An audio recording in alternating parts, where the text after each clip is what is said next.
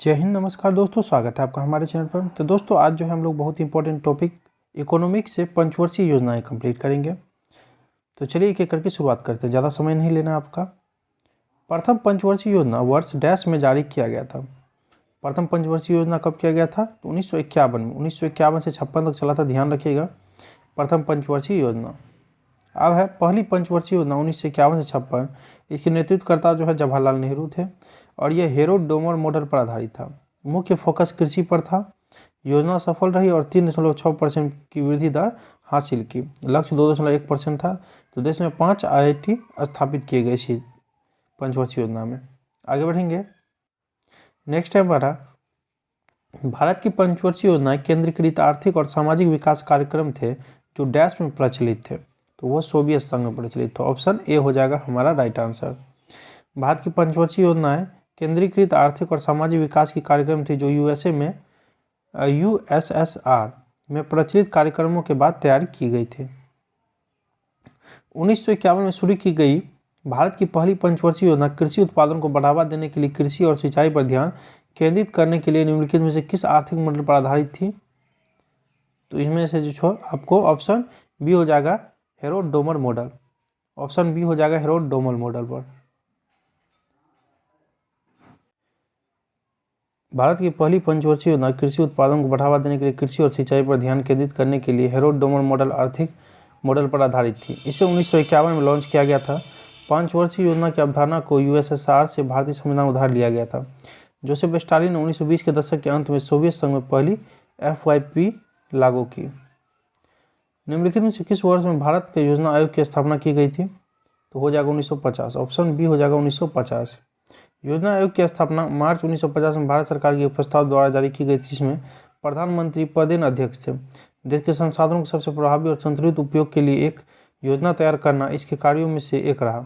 2014 में समाप्त कर दिया गया और 2015 में नीति आयोग द्वारा स्थापित किया गया था। 2015 में नीति आयोग आ गया। भारत में नियोजित आर्थिक विकास प्रथम पंचवर्षीय योजना की शुरुआत के साथ डैश में शुरू हुआ। तो ये हो जाएगा 1951।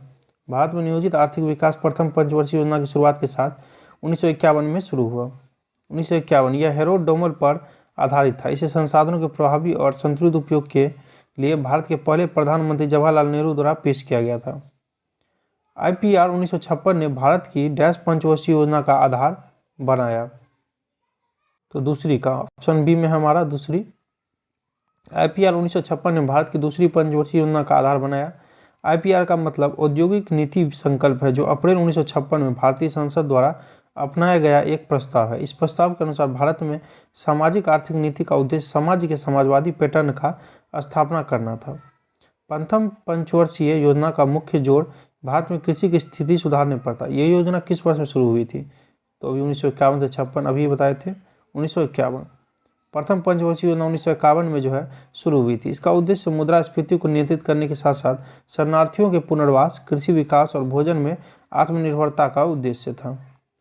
12वीं पंचवर्षीय योजना की अवधि थी, तो 12 का 12 से याद रख लीजिए, 2012 से 17। 12 से 17 12वीं पंचवर्षीय योजना की अवधि 2012 से 17 थी। इसका नारा था तेज, सतत और अधिक समावेशी विकास। तेज, सतत और अधिक समावेशी विकास।